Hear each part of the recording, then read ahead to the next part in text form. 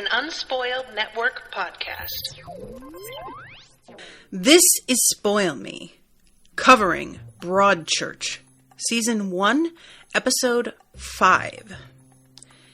In this episode, the investigation into Jack gets pretty ugly, and in the end, it just doesn't seem like anybody actually cares what happened.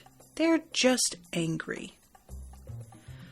Welcome to Spoil Me.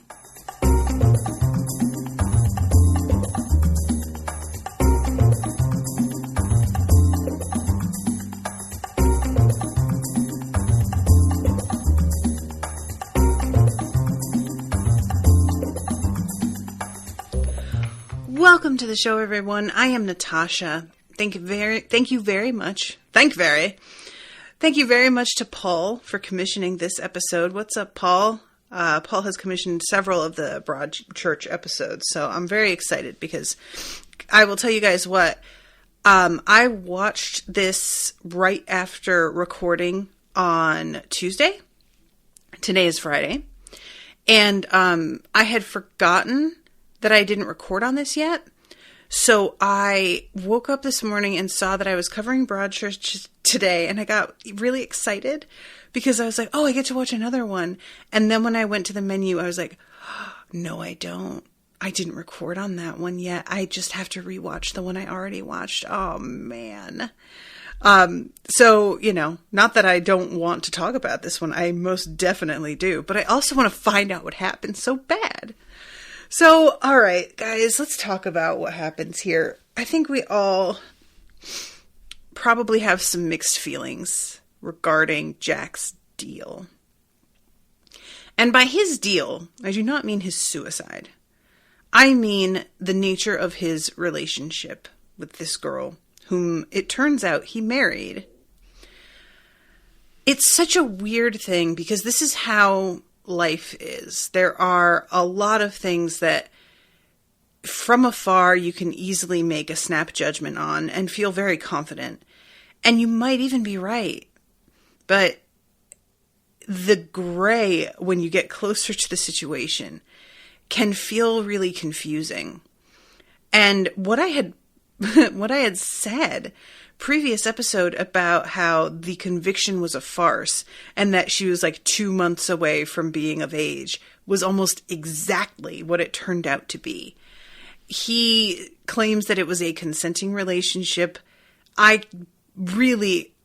do not want to strip young women of their agency, but at the same time, I know how poor and limited my judgment was when I was 15 years old.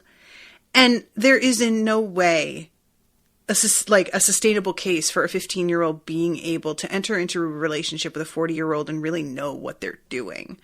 So he can say that she was nearly of age and it was consenting all he wants. That is just, in my opinion, a reflection of the fact that both people involved in this needed therapy. And I say that with a full understanding that in any relationship, oftentimes both people need therapy. We choose partners based on certain patterns and, issues in our past and traumas, and we are looking for something to help us feel a certain way.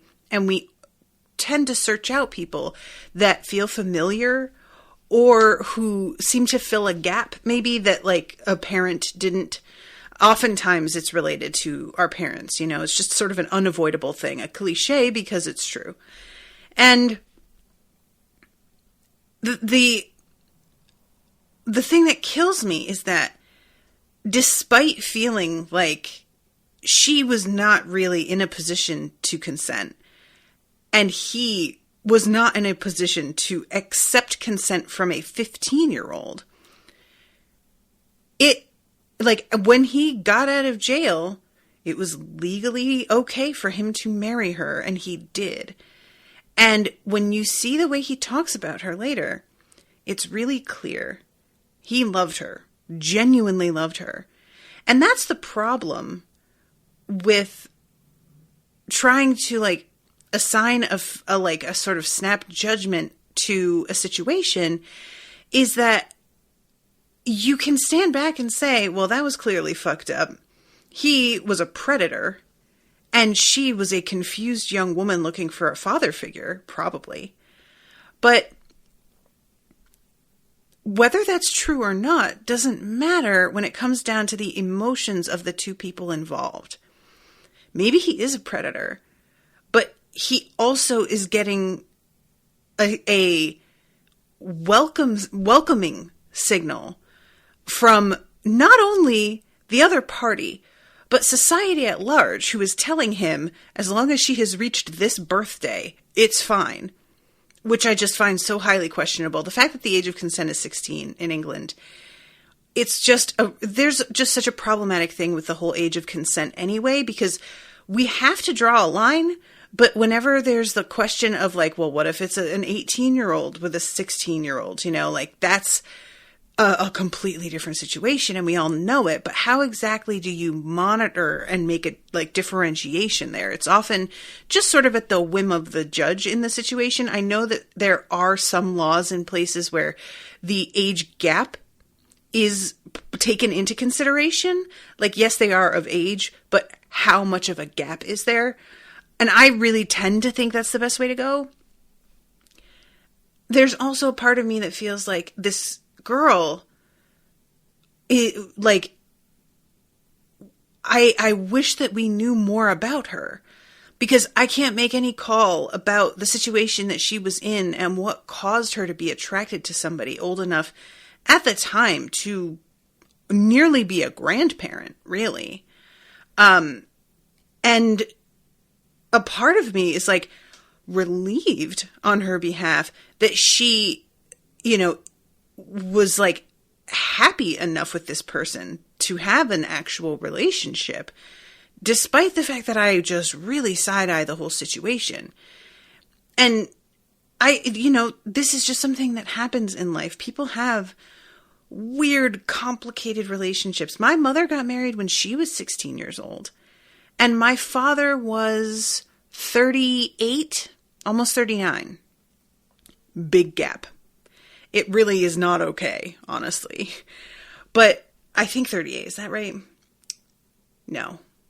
Well, it doesn't matter. It was a big gap. It was like, no, so 28. My bad. Not 38. 28. So it was a 12-year gap. And as much as like I look at that situation and I'm like, that's fucked up. My mother was also in a terrible situation at home, and my father was, in reality, a better alternative to the way that she was already living.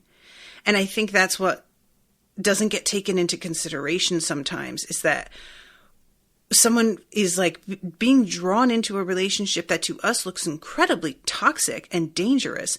And we don't really understand that, yeah, it might be. And it's still better than what they're leaving behind. So God, no, it's just such a complicated situation. And the fact that he clearly feels about her the way he does, it's just heartbreaking to realize that nobody in this town, when it comes down to it, gives a fuck. Nobody cares what actually happened. Thank God for Mark, who does a lot to redeem himself in my eyes in this episode, because he's the only person who has the fucking presence of mind to stop and listen, despite being one of the people in town with the most reason to go off and choose a scapegoat at random and completely lose his head.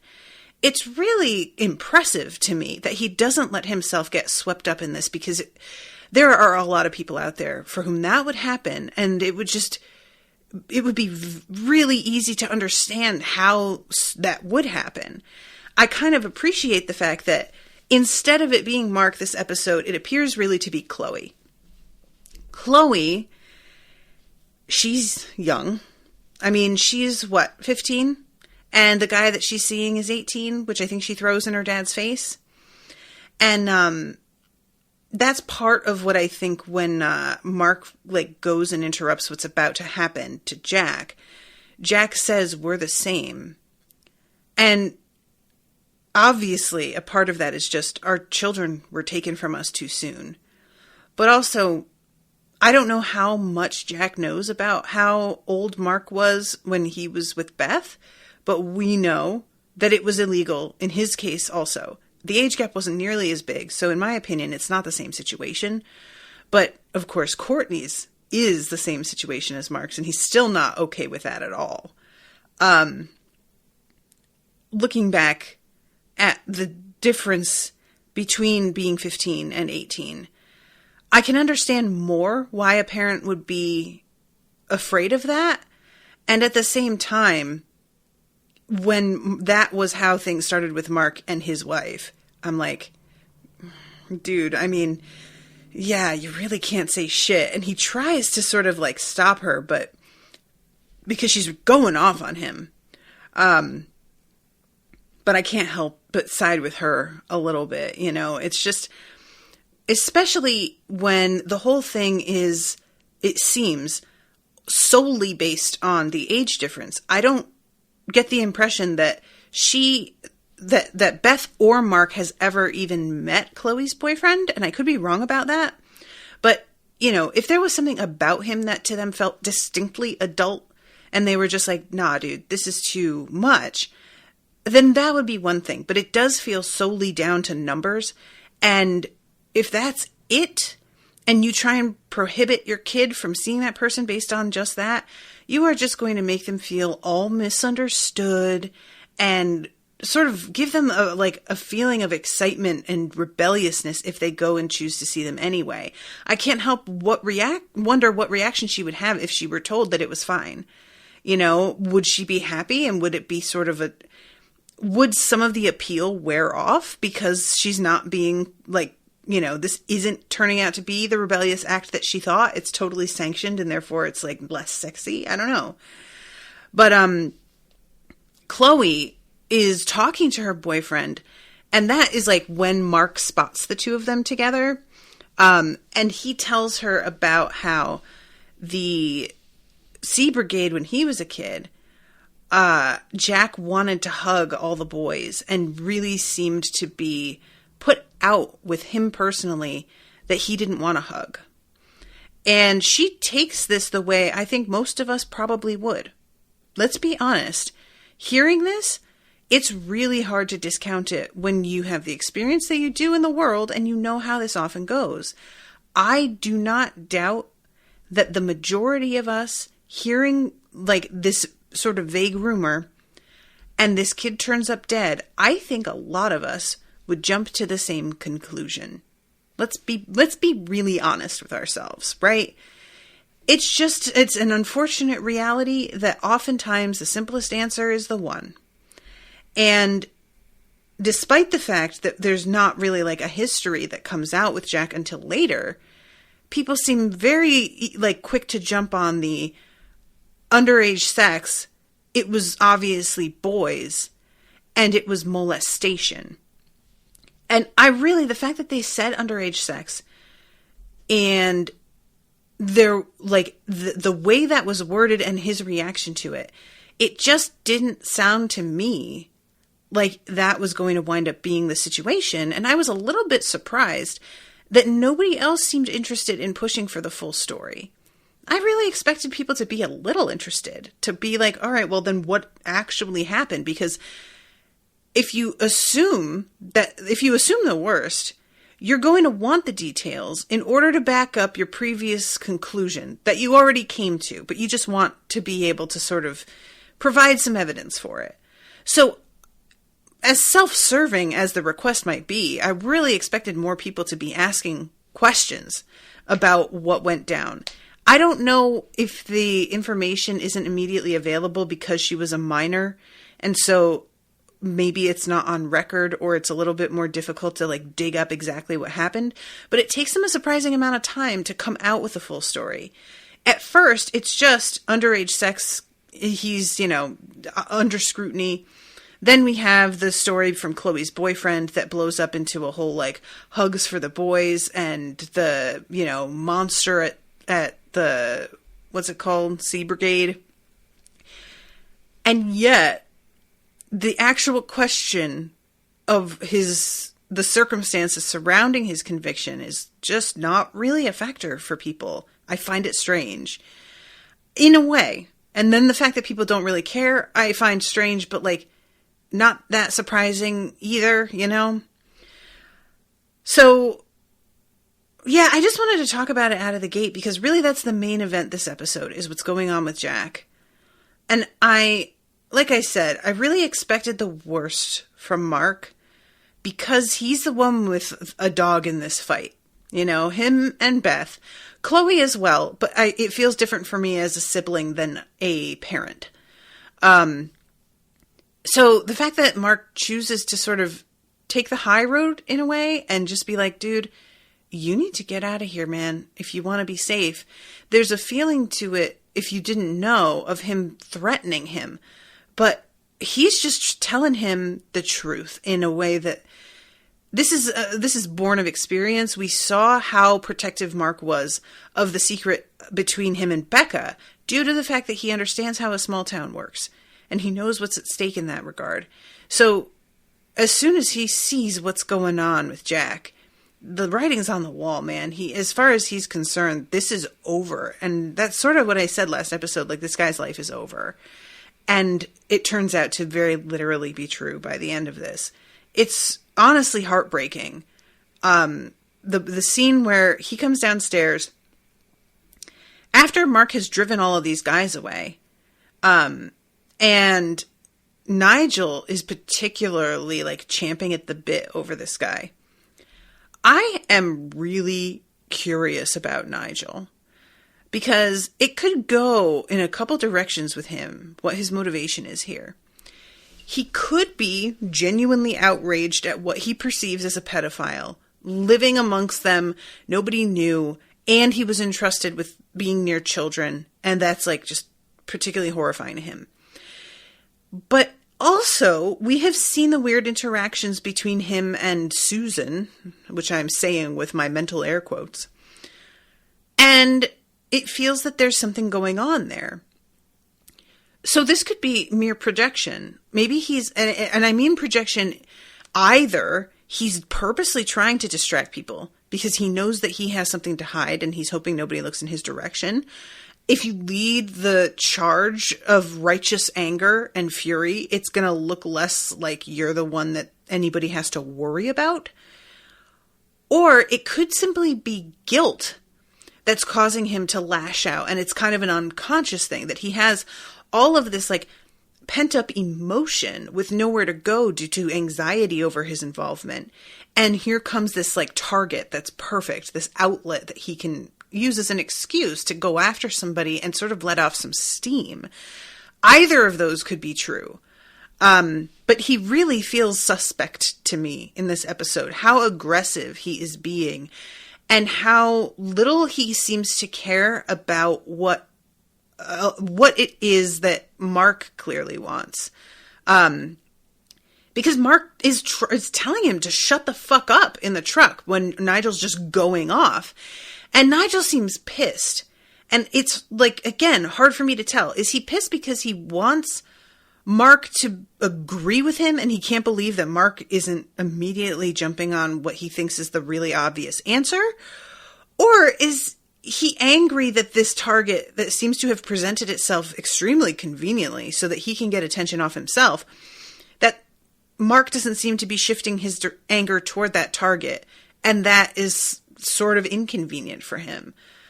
I don't know. But there's just something about how over-aggressive he is that I was like, what is going on with you, man? It feels like there's more to this than just righteous fury.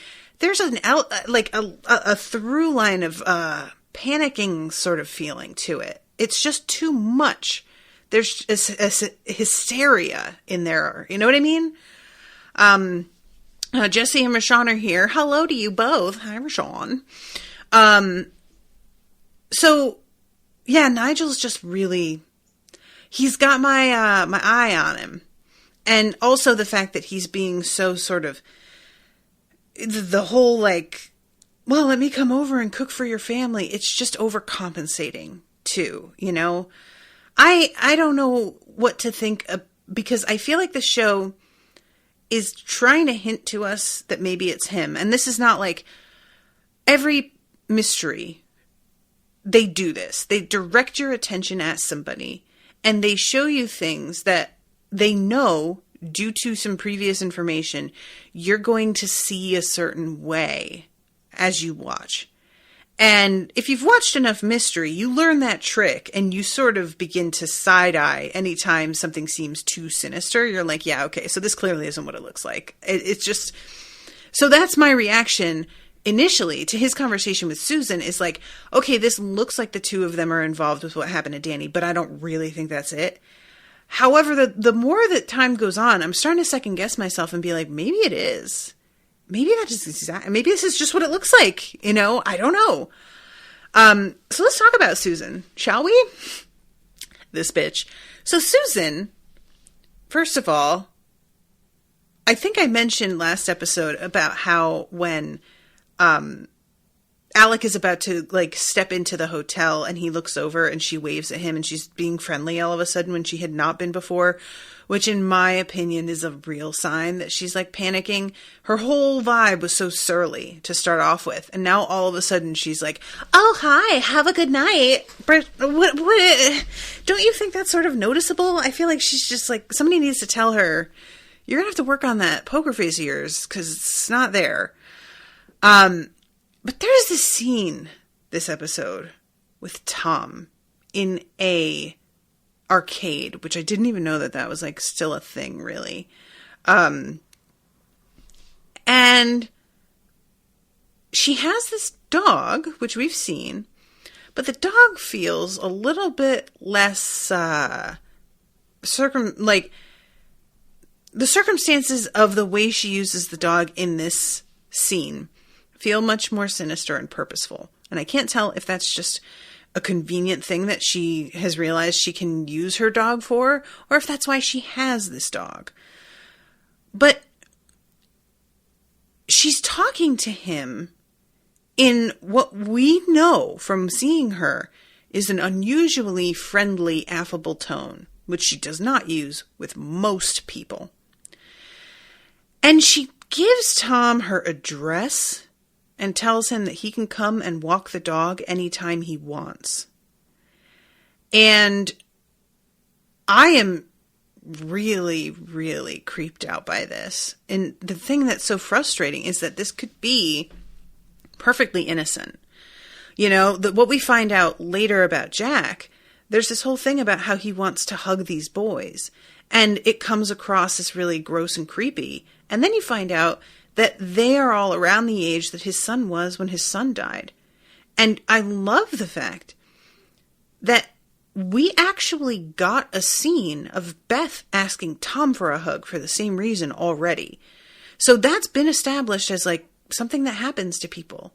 They miss their child and they want that feeling just briefly for a second again to remind them. So I love the fact that that's sort of like established, and then despite seeing that, when it's an older man and young boys, the context just feels so much more suspect to us. It's unfortunate. And he says something to Mark about what kind of society do we live in where it's wrong for a man to seek affection. Isn't that a shame? It really is true. I felt so bad because like I would have thought the same thing as everyone else. I absolutely would have. I would. And I'm judging myself for it. It's really something. A dude who they have on the front page of one of the papers, his child bride. And honestly, that's accurate. As much as I feel like they're being incredibly cruel in their way, they are also saying what the fuck happened, in my opinion. However, seeing how devastated he is over it being framed this way, when this to him was a relationship and a family that he truly loved, I can't believe how effective it is. I can't believe that I find myself being so sympathetic to somebody that in reality I would think was total trash. And I still do, but it's tempered. It's just a really weird place to be. And I have always I've always appreciated when a show manages, and books as well, but I feel like books do better at it more often. Shows are the ones that tend to oversimplify things. So you'll see a lot of the person who did something despicable, but there's reasons, TM, for it, right?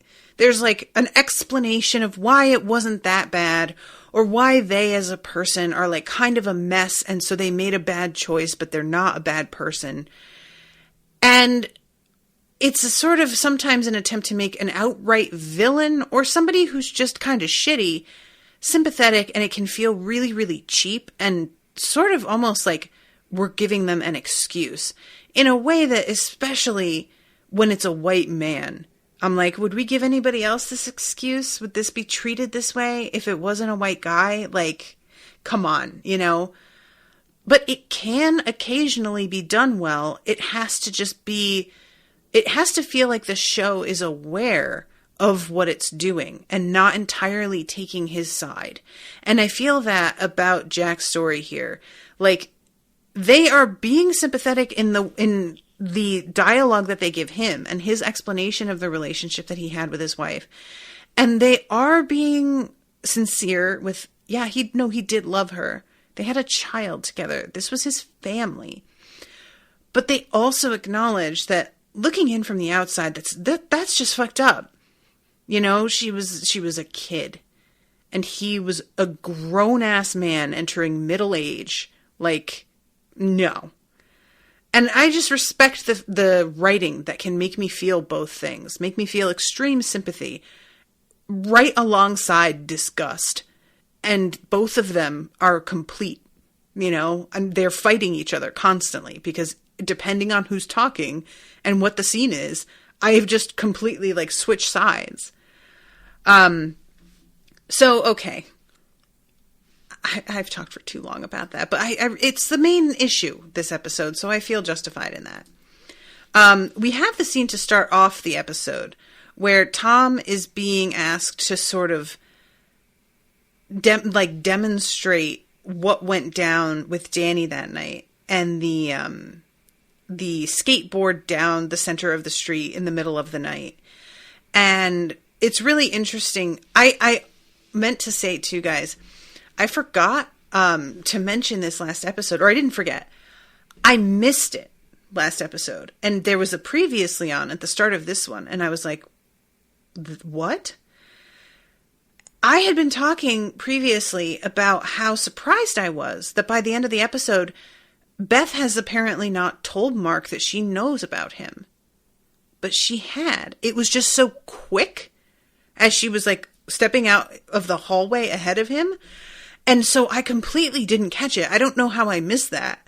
So that shows on the previously on this episode. And I was like, oh my God. So they're walking down the street following Tom.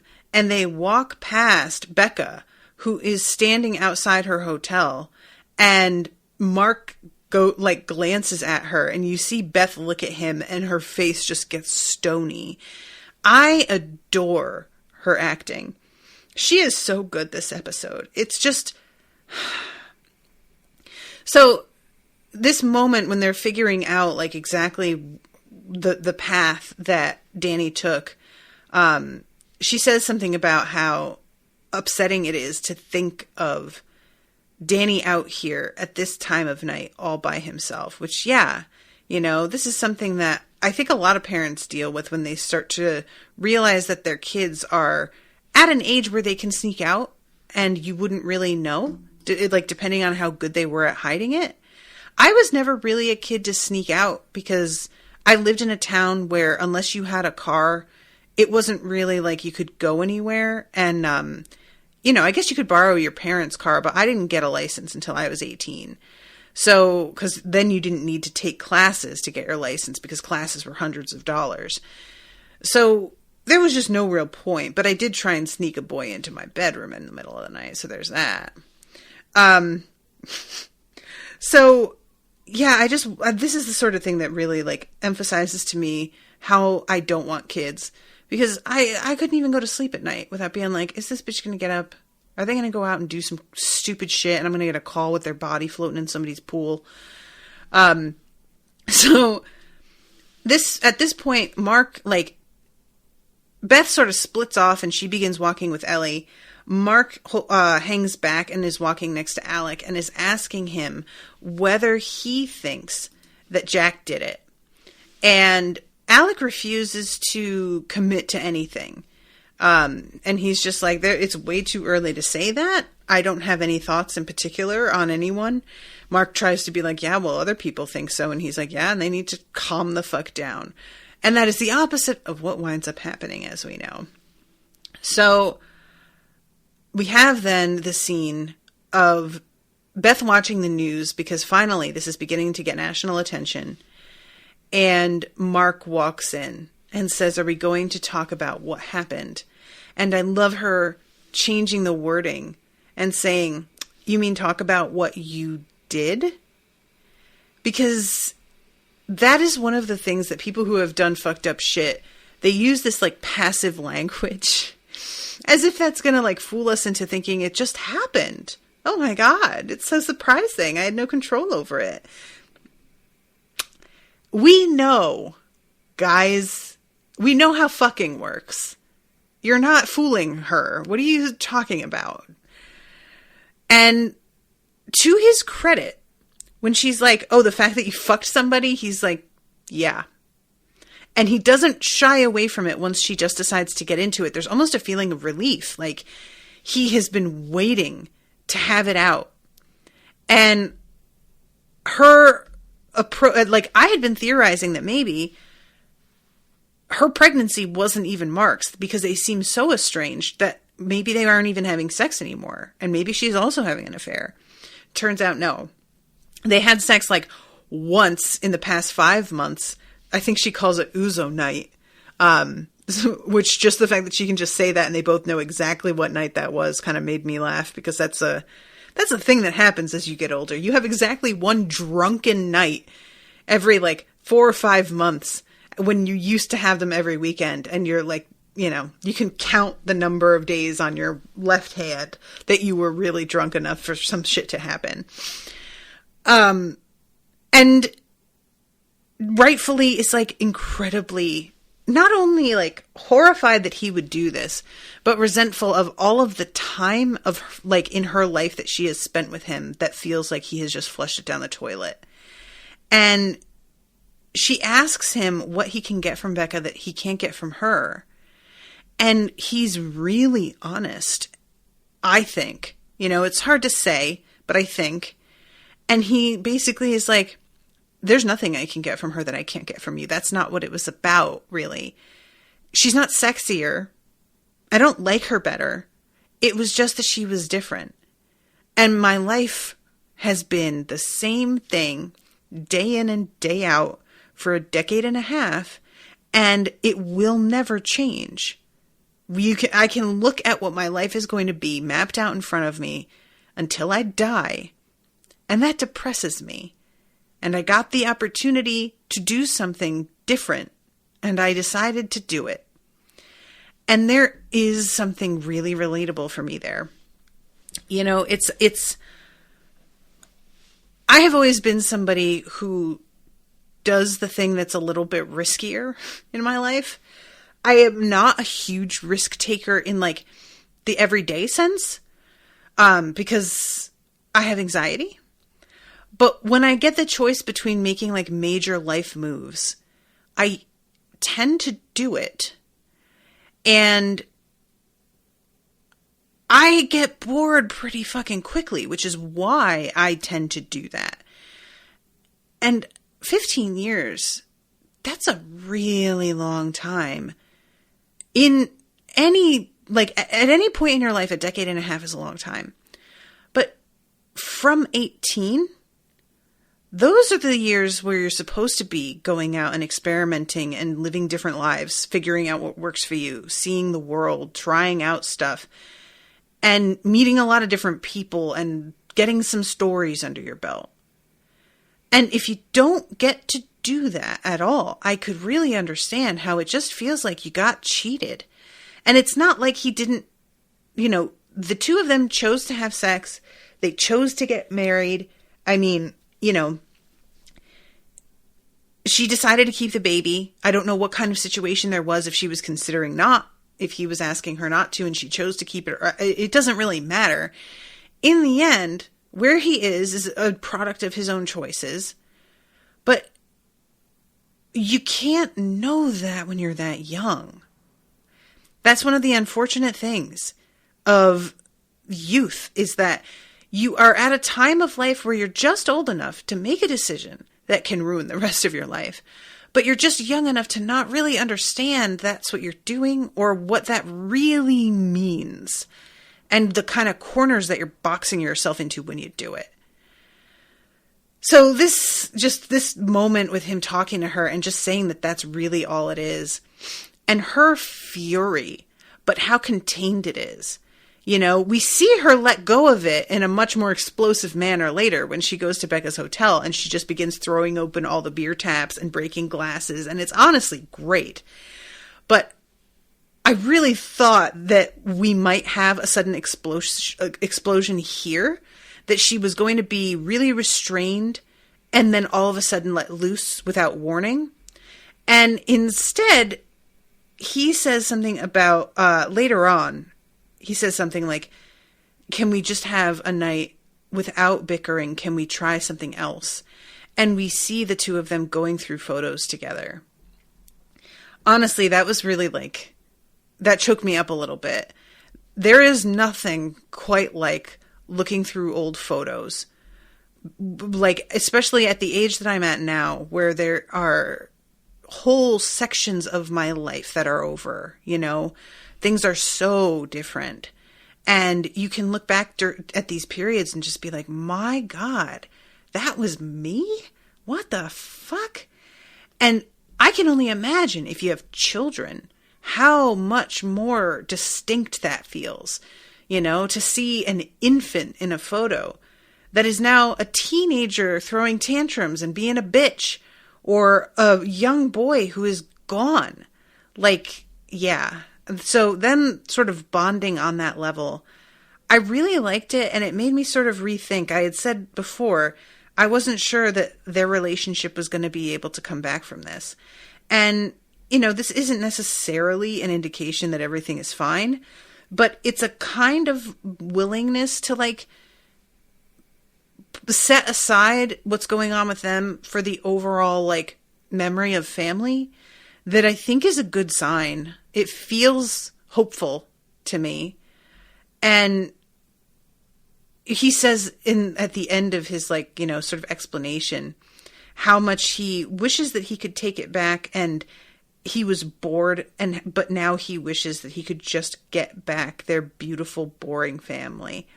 And that really was a great line, because there is nothing to cure boredom like being thrown into absolute crisis. And then you realize that the boredom was a blessing and you just didn't know it at the time, because why would you, you know? So yeah, the scene where she goes and throws all of the taps at Becca's was honestly amazing. So let's talk about Father Paul here. I mean, first of all, this man is so goddamn cute. I swear to God, it's really distracting. I loved him as Rory, and there's something about this soulful-eyed priest that's even more attractive. And he's flirting with Becca a lot, and I'm not mad at him for it. Honestly, I don't really, because she calls him a vicar, and I'm not entirely sure what denomination he is, but he might actually be allowed to have a relationship. I'm not sure what the situation is for him. So part of me was sort of wondering, is he trying for something here? What is the deal? Because the flirting is very pronounced. They have a moment where they're both being interviewed, down by the water and going back and forth. And he's honestly really funny. And just, if I were her, I would be completely crushing on him and it would be hopeless. Forget it. Especially because he's a man of God. So there's this, he's out of reach and so pure, blah, blah, blah, the whole bullshit. And so back at the hotel, he's still there. And I'd forgotten that we had a scene with the two of them and some guy who's like really angry about the fact that the beach has been shut down. I can't remember what his business is that is being affected, but I didn't really spend a lot of time talking about that scene at the time because it didn't seem that important to me. It was just sort of like, oh, people who have businesses are having a hard time. But that really did set up the fact that Paul is like a friend of Becca's and is around a fair amount. And I had sort of forgotten that was a thing. So when he's around again this episode, I was like, oh, right. I guess they established that's their relationship already. And he's looking through her books and helping her figure this stuff out. And I'm like, unclear if he's just doing this as a friend or if he's employed by her in this manner. I didn't know if that was allowed. But he's telling her essentially that she's in a really bad place. And unless she starts to like drum up some business, she's really going to have to like look at some alternatives in selling the place or God knows what, because they're just not going to be able to stay open. And this is when Beth comes in. Rashawn says, if he's a vicar in the Anglican church, then yeah, they can marry. Okay. So yeah, he might be, sort of feeling things out with her a little bit. And we'll talk about Becca in general a little later. But right now, Beth comes in, starts to flip out and opens all the taps, throws a bunch of glass. She really goes pretty bananas here. And there's a feeling to Becca of just being like, yeah. Like, she knew this was coming somehow, in some form, eventually. There was just no hope for it, And I feel for her on the one hand, because like this town is just, it doesn't feel like she's got a ton of options. But on the other hand, the guy was fucking married and just, lady, just don't. But anyway, I love the moment where Beth says to Paul, do you know what she did? And he says something like, I'm getting the gist, which I thought was just, that's one way to say that. Okay. And later on, when we see the two of them again, she's saying, do you think that I should pay for it? No, I'm not going to pay for it. She can whistle for that. She keeps like arguing with herself about what she just did. I wanted to apologize, not to her, to you. I can't believe I did it. I can believe it. God, it felt good. And he finally says, I think maybe you should see a bereavement counselor. And she says she doesn't want to because they'll tell her that she needs to stop being angry, and she needs that because it's all she has right now. And I'm not totally sure she's right about that. This is one of those interesting things that happens when you predict what therapy is going to do.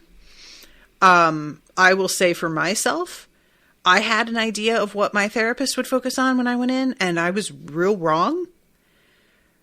Therapists are really good at telling what you think they're going to focus on and seeing the little shit that you didn't really pay much attention to within your story, because you are focused on this other part of the story that you think is the significant bit.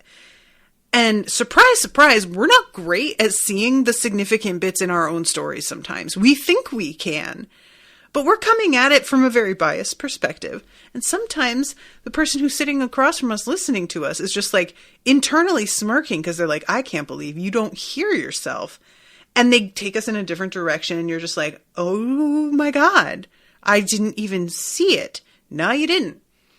So with Beth, I'm like, look, I get the resistance to that, and I understand your concern with it, but also, I don't know that's what they'd say to you. I feel like a bereavement counselor, especially somebody who is familiar with, the people left behind by a murder victim, they would be very familiar with rage and might not tell you to lose it. They might feel like this is part of it and you just feel it, get through it, But nevertheless, she's just clearly not interested in that as an option. And she tells she tells Paul that Mark knows about the pregnancy. And he says, when she told Mark, he had said, I think you should keep it. And she just basically is like, oh, you don't get to say anything to me at all about what I should do with my body after what you fucking did. I also love when they're talking about his affair and she's just like, basically every single one of your mates tried to fuck me. You know that, right? I could have fucked literally all of them and I fucking didn't because I'm not an asshole. And he's just like, I believe it. What is that like? What is it like to have like a group of friends and be unsurprised that literally all of them tried to fuck your wife? Like, really? This is how we're living out here? Is that what it's like? Can't relate. So yeah, she just doesn't really know what to do here. She says, I hate this thing growing inside me. And this was so poignant to me. I don't want it. It's not right. Danny should be growing. I'm not done with him yet. I want him. I had one job to get him ready for the world, and I failed him. And this just killed me. The way that, like, she's so angry and how it devolves into this, like, sadness, which is really often what's at the root of anger, you know, but it's safer to be angry. And I love Paul's response because when she says, I failed, he says, no, you didn't. He was taken from you. And she demands to know why the fuck God would do something like that. And Paul just says, I don't know. Just straight up admits. He doesn't try to be like, there's a greater purpose. He doesn't try to, like, make her feel better. Exactly. He says, some people think that he takes those he loves the most first. And she says, pretty bloody selfish, God. And he just says, I don't know the reasons. I just know that this is the life we have, and we have to accept that. And she demands to know why she should. What she did wrong to deserve this. And I love his acting in this scene because you can see how heartbreaking it is for him to have this conversation with her and not have an answer. You know, he's somebody who I admire the fact that he's willing to sit in the fact that he doesn't know. And he doesn't try to come up with platitudes. He doesn't try to invent reasons. There's no bullshitting. It just feels like he is as lost in his way by what happened as she is. It's just for him, the circumstance is so different. For her, it's like, why would God do this to me? What, like, is this a punishment? And he's on the outside going, God, I'm supposed to be your advocate here, and I don't know what the fuck to say to these people. Why would you do this? I don't know why you would. What is this? What am I doing? You know, like, I just love this whole dynamic here a lot. So, okay. This is the scene with Tom and the fucking dog. I hate it. I just want to make sure that I'm talking about everything. Okay, so there's the whole thing with Oliver and Karen. It's really weird because apparently Oliver does all of this, like, work for this article. And she goes over it and is, like, impressed with it. And then tells him, it's great. We'll print it under my byline and nobody will ever know. And I'm like, and he seems excited about that. What? You did all the work? And she's going to get her name on it? And then, and you're glad? I don't get it. I don't get that one. However, what they wind up printing is not what she wrote, but it does have her name on it. So it's going to look like she's much more sensationalist than she pretended to be. And I kind of felt for her on this one. It's like the whole journalistic aspect on this show, I feel like they walk a nice line of, they don't make them absolute piranhas, you know? It's not just like blood in the water sort of thing. But they do have them be a little bit, like, gross. Just a little bit gross. And yet, you're kind of like, it seems like they're trying to do the right thing. But then, we have, like, the corporate entity who has enough distance from this that they can put their reporters in a situation that's deeply uncomfortable and questionable, and they don't care because they're not there to deal with it. So the fact that she gets she gets put in this spot where she is gonna look like an asshole, that sucks, man, you know? But also, that's like part of being in that business. And there is a part of me that's like a little bit pleased to see a reporter wind up getting like used in the way they sometimes use people. And I'm just, you know, does she personally deserve it? Maybe not. But I don't know. There was a little bit of me that didn't feel sorry for her. So jump to the end of this. She and Oliver wind up sleeping together. And she like says something about like who has boats. She's like talking, you know, in the morning after about checking out the area where the boats were kept, and he wants to show her where his is. And when they go down there, the boat that his father owned is gone. And he calls Oliver, or Oliver calls Ellie and tells her that the boat's gone. And I love Alec's reaction when he hears this. He's just like, are you fucking kidding me? Like, the fact that the boat belongs to somebody so close to his partner. He's just kind of like, this is not really what I was thinking was going to happen here. But it's a very small town and everybody's super interconnected. Speaking of Ellie, we have a scene with Oliver and his mom that I just completely forgot to mention last time, where he's yelling at her about, do you not know what kind of trouble we're in? I get the impression that she's an addict, but it's hard for me to know if that's what's going on. Maybe she's a gambler. I guess that's also maybe an addict. But she comes to Ellie and says that she saw something, and she won't tell Ellie what it was, like, you know, that Thursday night, unless Ellie loans her £1,000. And Ellie basically tells her to go fuck herself, and it's just like, I don't even know who you are anymore. Wow. I can't believe that you would even fucking ask me this. This is despicable. And I kind of wondered if Ellie was going to fall for it, and I was pleased that she didn't, but also a part of me is like, but what if she has something really crucial to say? On the other hand, she could just be a giant liar, because that sounds incredibly, like, bullshit, you know? But Oliver's, you know, screaming at his mother, do you not know the trouble we're in? And the way that he reacted when Nigel said, is everything sorted out with your mom? I'm wondering if there's a connection. Because what it feels like to me, the vague sense that I'm getting here,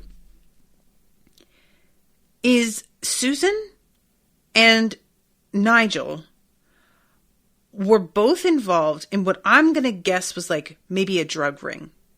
I don't know, but that's what I'm going to say. And they got in a little over their heads, maybe a little over his head. I don't get the impression that she's as worried as he is, but she's just being more proactive about it.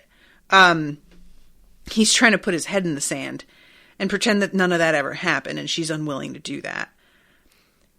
But it would make sense if Nigel's aware of the situation with Oliver's mom, if it's something drug related also.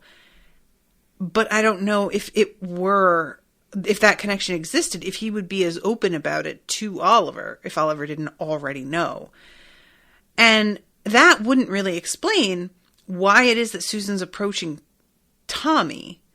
Because if my previous, like, sort of impression is correct, Danny was involved with something with her as well. We see that she has his skateboard in her closet at the end of the first episode. And the phone that Jack brought to the house was Danny's phone, but it was not his smartphone. It was a, like, pay-as-you-go flip phone, which is something that you use when you're in an illegal enterprise. So I can't help but wonder if there is like some sort of little network that she's got going with the people that would be seen as the least potentially like suspicious, but who have access to like different houses easily, it would make sense to employ a plumber for that, and he can look like he's making house calls. And there's also the fight that Danny is seen having with the postman, and somebody who's going door to door delivering, like, you know, I mean, that's a really great cover. It's just, that is such an elaborate scenario, and I'm not really sure how big the show is planning to go. And like I said, I don't know if this mystery continues on into later seasons or if it's wrapped up with this season and then, you know, we start a new one. But I kind of feel like the whole thing where Karen's asking Oliver during, I think, the first episode, what kind of crime there is in Broadchurch, and he's really acting like it's not such a big deal, is meant to highlight to us how under the radar some serious crime is actually flying, and people just don't realize how bad it is. And Danny's death is going to bring some of that to the surface. So, okay, I am running out of time here. I feel like I talked about everything with Jack already. I'm going to talk briefly about this moment with Ellie and Brian. There's this guy that she works with who I don't feel like we've really seen much of. He propositions her, and she tells him that she's married, and he's like, oh, is that a problem for you? Which is just, guys, if you haven't been propositioned by somebody who knows you're in a relationship, there is just no explaining how startled you are by the lack of shame displayed by that person. Like, they know, and it's just, they're just kind of finding out if you care. And that's really the vibe, and it's weird. I've had this happen several times. And in person, you know, people who were like, oh, I see you're wearing a ring there. How serious is that? Kind of thing. And it's like, does this work? Apparently. And there's a feeling almost like he's just planting the seed in her head so that she knows he's there if she ever changes her mind, kind of thing, you know? And I absolutely love her getting up from her seat to go tell Alec about this, because he's like, it just takes their relationship to a slightly different level because the two of them have been pure professional. She doesn't like him very much. But then we have this bit of like, just, can you fucking believe this guy just said this to me about something really personal? And I don't know, I just kind of liked this like extra bit of gossipiness between them, even though it's very brief. And she sort of pipes down about that and then finally asks him, do you think that we're going to catch him? And he says, yeah, we definitely are. And then she says, but you didn't at Sandbrook. I think Sandbrook is the name of it, right? And Alec gets kind of, he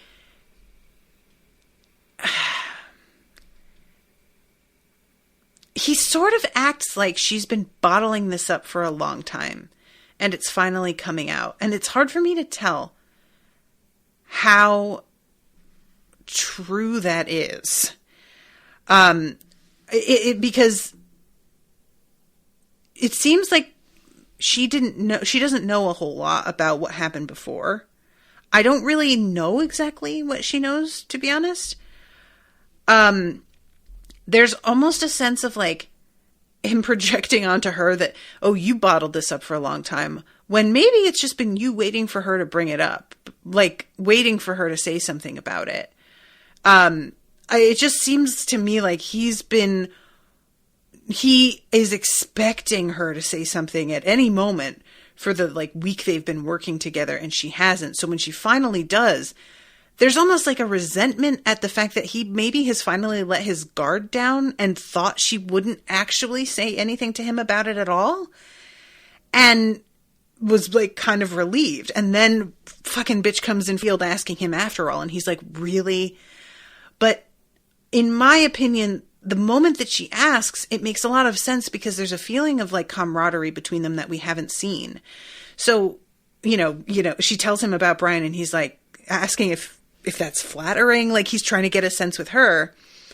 And so I think that she finally feels confident enough in their repertoire to ask this question that maybe has been on her mind a little, but I think she really expected to have this case wrapped up by now.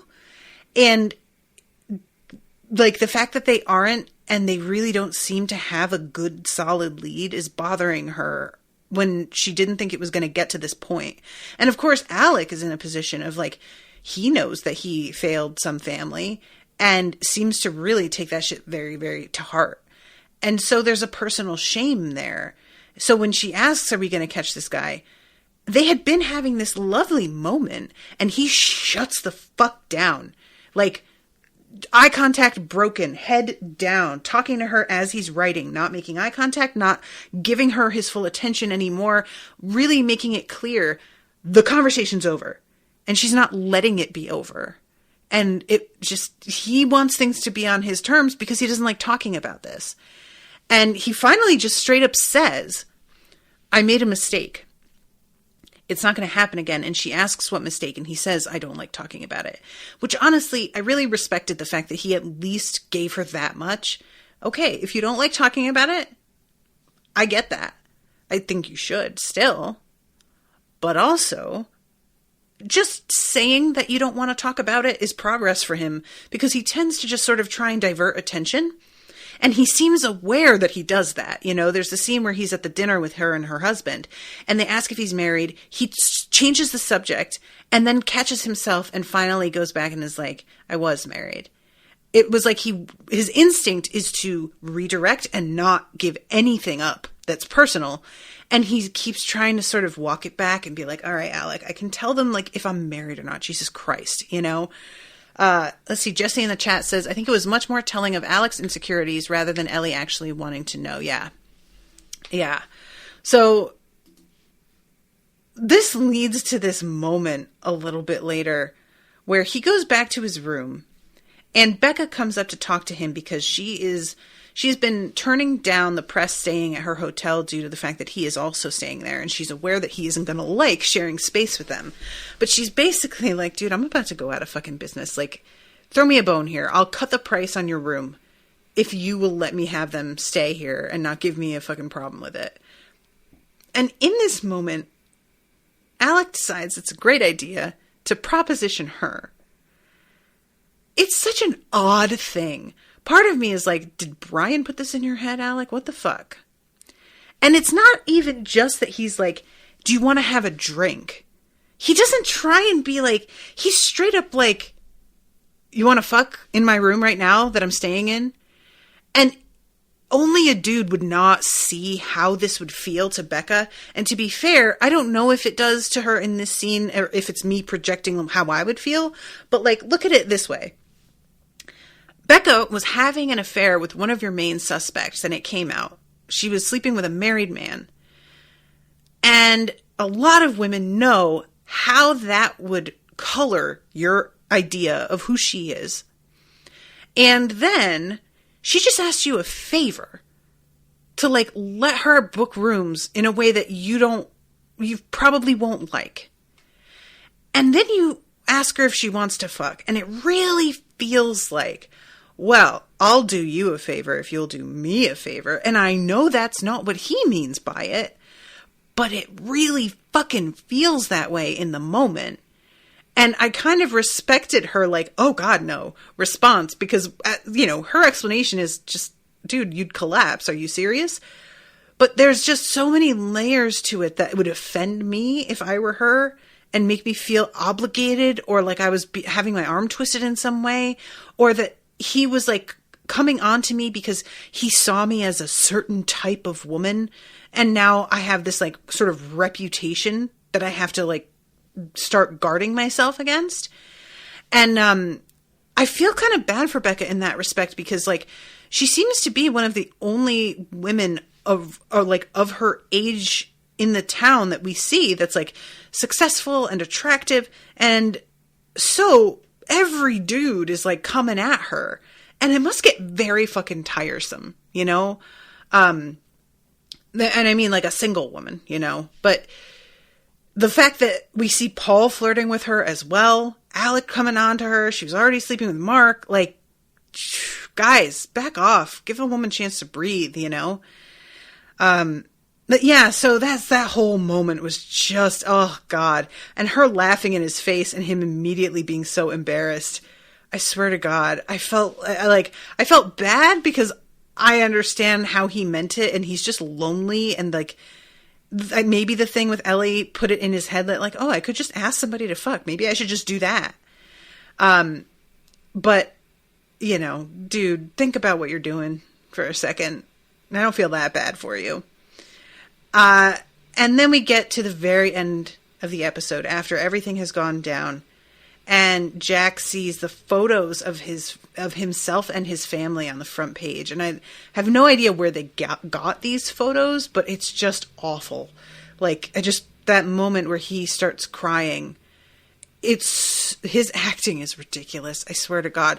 His crying while he's looking at his family photos, conjuncted with the finally sort of happy moment between Beth and Mark looking at their photos, and the difference in the way they're perceived, even though their circumstances are in a lot of ways really similar, is so striking and really kind of poetic and tragic. And it's just so well done, man. And the way he starts crying was, oh God, it ripped my heart out, even though like he is kind of a creep, but like, you know? And so in the morning, we see Ellie and Alec coming to the beach, and they find him. That he jumped off that cliff, apparently, that got mentioned in the very first episode when he was asking whether or not this was the spot people tend to jump. And she gets irritated that he'd ask, but then admits that there is a place that most people tend to go. And that is evidently what happened here. And it's just depressing to see that this guy wanted to start his life over a little bit, and he just wasn't really afforded that chance. So yeah, it's a very good episode, very sad, but I cannot wait to watch the next one. I'm super excited about it. So, guys, this show, it's very emotional. Let's see, the next episode is at February 2nd. So it's right next week, Tuesday. Cool. I don't have to wait too long. So, and I'm booked until the season 2, episode 3, for those who are wondering. So I am hopefully not going to have too long a break, because it seems like I'm doing like one a week at least, which is really exciting. I always love when I can watch things close together, because it's so much easier for me to remember everything. All right, guys, thank you again so much for listening. Thank you again to Paul for commissioning this episode. This has been a really great show, and I can't wait to see you again next week. Until then, toodaloo, motherfuckers.